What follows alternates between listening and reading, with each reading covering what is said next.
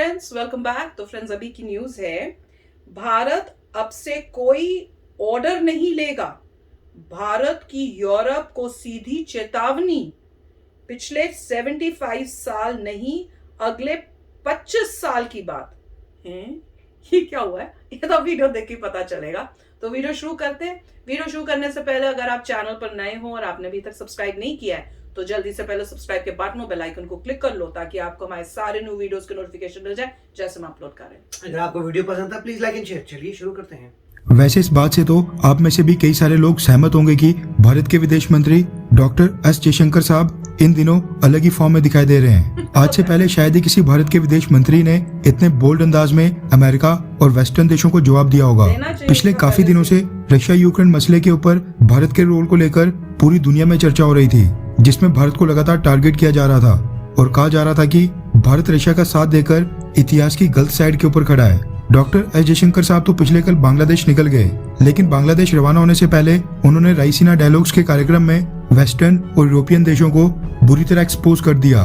वैसे जिनको नहीं पता उनकी जानकारी के लिए बता दूं कि केंद्रीय सरकार ने रायसीना डायलॉग्स की शुरुआत साल 2016 में की थी। उसके बाद से ही भारत का विदेश मंत्रालय ऑब्जर्वर रिसर्च इंस्टीट्यूट के साथ मिलकर हर साल इस कार्यक्रम का आयोजन करता है, जिसमें 100 से ज्यादा देशों के प्रतिनिधि जियोपॉलिटिकल कॉम्प्लेक्सिटीज, इकोनॉमिकल और ट्रेड चैलेंजेस, इंटरनेशनल पॉलिटिक्स और डिप्लोमेसी यानी कि कूटनीति से संबंधित चर्चा करते हैं। इसमें न सिर्फ भारतीय सेना के चीफ, हमारे विदेश मंत्री या फिर भारत के सीनियर ऑफिशियल्स, बल्कि दुनिया भर के एम्बेसडर्स, मिनिस्टर्स और कई सारे अधिकारी भारत में आकर यहाँ पर अपनी राय रखते हैं। इसी रायसीना डायलॉग्स के कार्यक्रम के दौरान विदेश मंत्री डॉक्टर एस जयशंकर साहब ने कहा कि आज के बाद भारत अपनी शर्तों पर दुनिया से रिश्ते बनाएगा। इसमें भारत को किसी की सलाह की जरूरत नहीं है। जयशंकर ने कहा कि दुनिया को खुश रखने की जगह हमें इस आधार पर दुनिया से संबंध बनाने चाहिए कि हम कौन हैं और भारत की क्या ताकत है।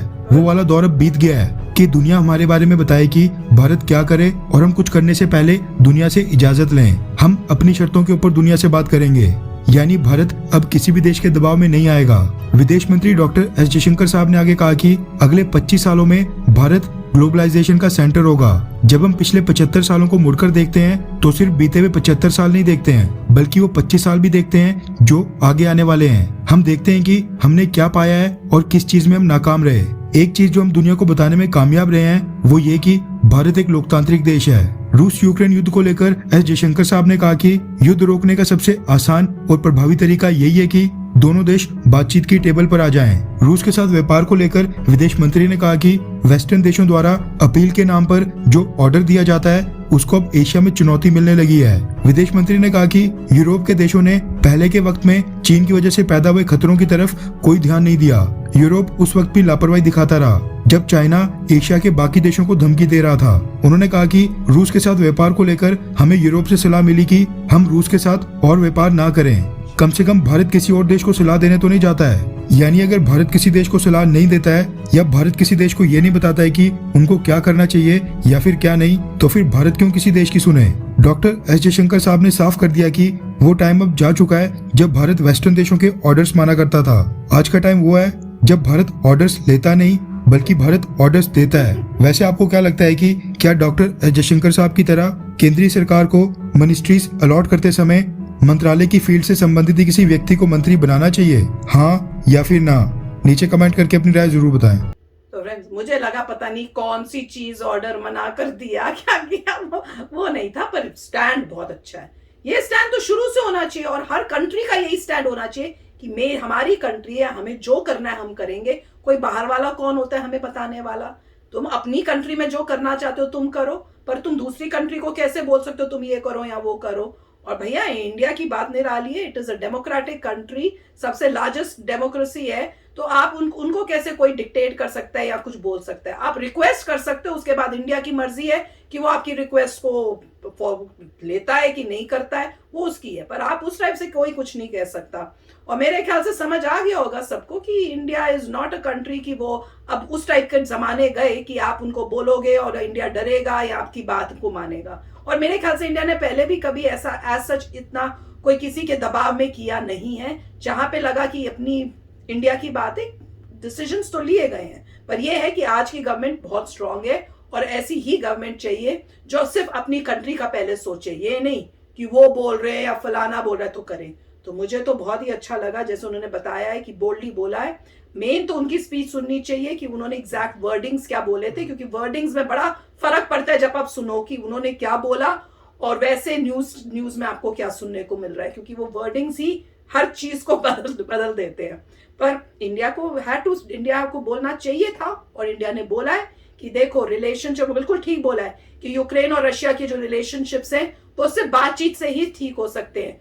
कोई जोर जबरदस्ती से या लड़ाई से वो कभी नहीं होंगे, सुधरेंगे। दोनों को बैठ के कोई मिडवे ढूंढना ही पड़ेगा। तो let's hope for the best and hope करते हैं कि जल्दी उसका भी रिजॉल्व होए ये सिचुएशन और ये लड़ाई जो है बंद होए। राइट, देखिए अभी जो है यहाँ पे डेफिनेटली पॉइंट ये है कि मिस्टर जयशंकर जो हैं बोलने में बड़े अच्छे हैं। मतलब वो इस तरीके से नहीं बोलते कि भाई तुम हमें ऑर्डर नहीं दे सकते, हम तुम्हें ऑर्डर देंगे, वो ऐसा नहीं बोलेंगे। वो किसी और तरीके से कहेंगे कि हमारे पास पूरी राइट है अपने डिसीजन लेने के लिए। तो वो एक तरीका होता है समझाने का दूसरों को। देखिए आप अपना डिसीजन लेते हैं, हम अपना डिसीजन ले रहे हैं, इसका मतलब ये नहीं कि कोई इंसान कमजोर हो गया। वो एक हाथ बढ़ाते हुए दोस्त की तरह समझा रहा है और वैसा ही स्टैंड होता है। अगर आप ऐसे लड़ने लगे तो हर एक से लड़ लेंगे, वही जैसे इंडिया कभी लड़ेगा नहीं ऐसे। मतलब कोई भी इतना अच्छा नहीं होगा फॉरेन मिनिस्टर जो अपने तीखे वर्ड से दुनिया से लड़ता फिरे। वो हमने देख लिया कि जैसे कहते हैं पाकिस्तान ने किया था, उनका क्या हाल हुआ, जहां जहां जाके लड़ते रहे लोगों से। इंडिया लड़ेगा नहीं, वो समझाएगा कि जैसे आप करते हैं वैसे हम कर रहे हैं और हमें पूरी राइट है। और आप अपने आप को देखिए कि आपका कैसा कंडक्ट है रशिया से। अब जर्मनी जो था वो अभी तक यही कह रहा था कि देखो भैया हमें जो ऑयल नेचुरल गैस है रशिया से लेना पड़ेगा। अब जाके कल मेरे ख्याल से जर्मनी ने एग्री किया है कि नहीं लेंगे कुछ और रशिया से, पूरा यूरोपियन यूनियन, क्योंकि वो कह रहे हैं कि हमें जो भी ऑल्टरनेट सप्लाई चाहिए थे अब हमने अरेंजमेंट कर लिया है, सिर्फ अपना नहीं पूरे यूरोपियन यूनियन का, क्योंकि यूरोपियन यूनियन अपने आप को एक टुगेदर देखता है। तो वो कह रहे हैं हमारे पास ऑल्टरनेट सप्लायर्स अब आ गए हैं और यूरोपियन यूनियन जो है अब स्टॉप कर देगा रशिया से कुछ भी लेना। देखते हैं आगे क्या होता है। ये हुआ क्यों तेजी से, क्योंकि रशिया ने जब कहा कि पोलैंड और बल्गेरिया को वो नहीं देंगे नेचुरल गैस की बात थी, नेचुरल गैस नहीं देंगे, तब वहां से क्योंकि रूबल में वो नहीं दे रहे थे तो प्रॉब्लम्स वहां से एस्केलेट हुई हैं। पोलैंड और बल्गेरिया मेरे ख्याल से यूरोपियन यूनियन उनको कुछ दे रहा है, तो यहाँ से मेरे ख्याल से चीज़ें हो रही है। उसके रिस्पांस में फिर क्या हुआ कि यूएस में भी एक बड़ा वो हुआ कि $33 बिलियन जो है चाहिए होंगे यूक्रेन को फर्दर हेल्प करने के लिए। और सिमिलरली यूके और यूरोपियन यूनियन भी देख रहे हैं कि कैसे यूक्रेन को फर्दर हेल्प करेंगे। तो अनफॉर्चुनेटली जहाँ लग रहा था कि वॉर खत्म हो जाएगी, अब लग नहीं रहा कि खत्म होगी, क्योंकि अब ये स्टेटमेंट आ रही है कि रशिया जो है ईस्टर्न यूक्रेन में जल्दी से कब्जा नहीं कर पा रहा।